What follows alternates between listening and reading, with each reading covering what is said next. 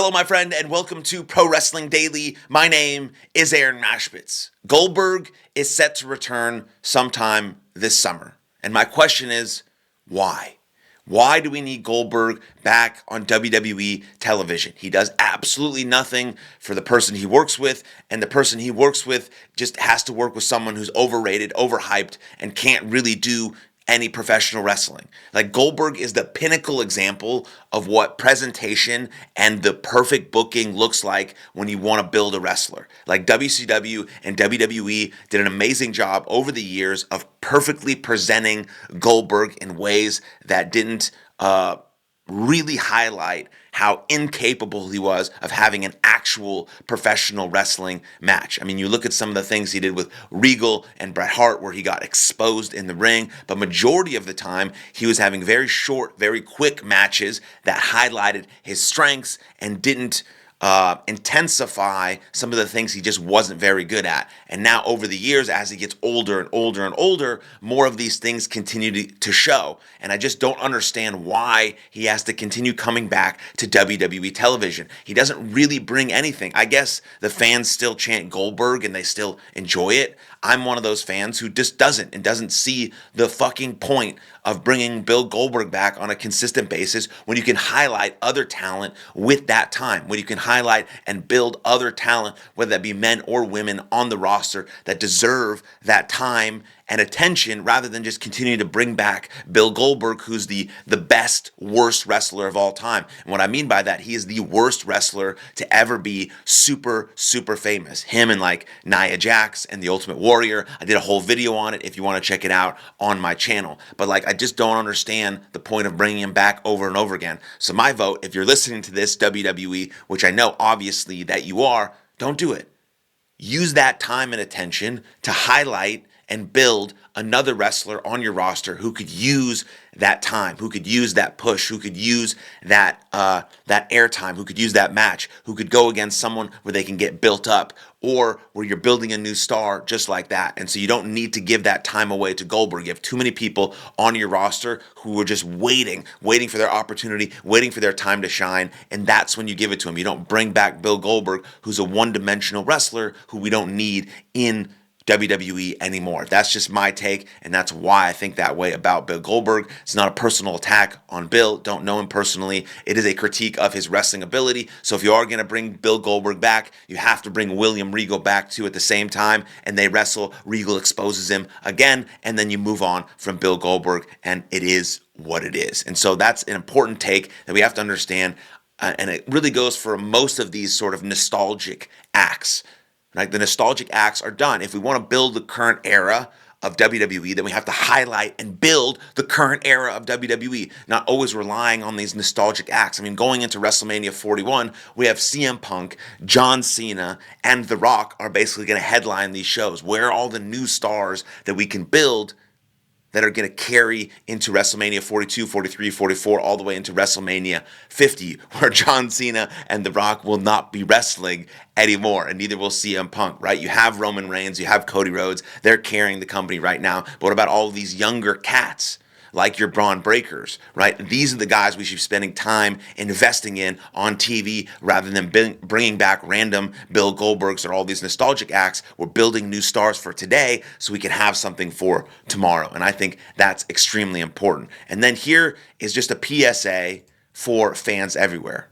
You have to understand some boundaries between fans and wrestlers. Think logically, think respectfully, think kind, right? You can't be sending this creepy mail to people's homes. It's like weird to get their addresses. You can't be stalking them at the airport or at the hotel or bombarding them. Like, you have to understand some personal space, and you have to understand some boundaries, because the street goes two ways. Obviously, as professional wrestlers, we need and love our fans and want to treat them with the utmost respect because we appreciate them coming to the shows, paying for things, admiring us, loving us, cheering us on, booing us, whatever it is. There is no professional wrestling without professional wrestling fans, and that's a really important part. But professional wrestling fans have to also take that into consideration and not be sort of creepy or weird about the interactions they have with professional wrestlers, and especially not going over the top, understanding emotional boundaries, understanding parameters and things of that nature, and looking at the wrestler and making a judgment call of if they want to be talked to right now, or they have their headphones in and their hat down and they look really tired, or it's 2 o'clock in the morning and they have this and they have that, or don't send direct mail to people's houses, like use a P.O. box, and all these sorts of things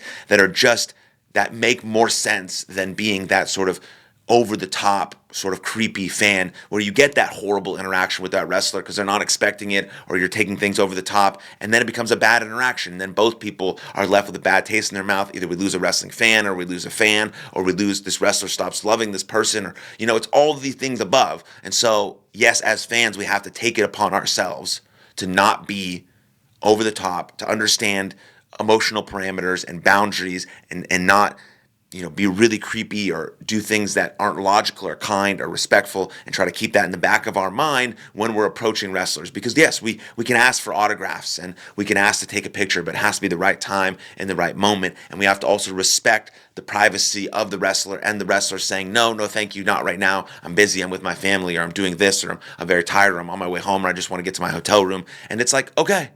It's just a picture. It's just an autograph. You'll get another chance. You get another time, right? You're going to see them on TV. You're going to still be able to cheer them and love them, and buy all their stuff, and all these sorts of things that might happen in the professional wrestling space. But we have to do that. And we have to understand, as professional wrestlers, we have to understand that the fans drive our business. And we want to do our very best to be as kind to them, as positive to them, and as open to receiving their love as possible. And if we have that sort of both ways, then I think things get a lot better between the wrestlers and the fans and the wrestlers, and those interactions start to blossom, and then we start to build a better community around this type of stuff. And so I think that's very important. And then the last topic we'll discuss, of course, is the Elimination Chamber, which happens this week, March 1st, Saturday, March 1st, in Toronto, Canada. Let's go. I'm freaking fired up about it. We're going to start to see some things really materialize as we head into WrestleMania. This is the last PLE before WrestleMania, and we know that The Rock is going to be there, and he's asking, he's looking for Cody Rhodes' answer about if Cody Rhodes will sell his soul to The Rock to be the corporate champion, to be the people's champion, to be his champion. I think Cody Rhodes is going to turn that offer down because he loves being the people's actual champion. The people love Cody Rhodes. They're fired up about him. I don't think he's going to take that deal. It's either Drew McIntyre or CM Punk, but I'm really leaning towards CM Punk becoming corporate CM Punk, because CM Punk, all he wants to do is main event WrestleMania. That's it. And he will literally do whatever it takes to main event WrestleMania. And becoming corporate CM Punk might be the path there, through the favor from Paul Heyman, then with The Rock, then beating John Cena potentially at night 1 and getting to main event night 2 with Cody Rhodes, because I have John Cena winning the Elimination Chamber for the men. I have Liv Morgan winning the Elimination Chamber for the women. I do think that Jade Cargill, Roman Reigns, and Randy Orton will return at Elimination Chamber. I think Roman Reigns is going to attack Seth Rollins, which sort of takes them out of that match. I think somehow Randy Orton is going to be involved in this Kevin Owens, Sami Zayn type feud. You might see Karrion Kross out there as well, because he's been talking shit about Sami Zayn. We know that Kevin Owens and Randy Orton have history, because Randy Orton's been on the shelf because Kevin Owens gave him a pile driver. You're going to see The Rock there. You're going to see Roman Reigns return. It's going to be a massive show, and it's going to, I think, ignite finally the fire that some people have been having, reservations about WrestleMania 41. It's not as good. It won't be as good. It's going to suck. That's not the case. Elimination Chamber is going to be awesome.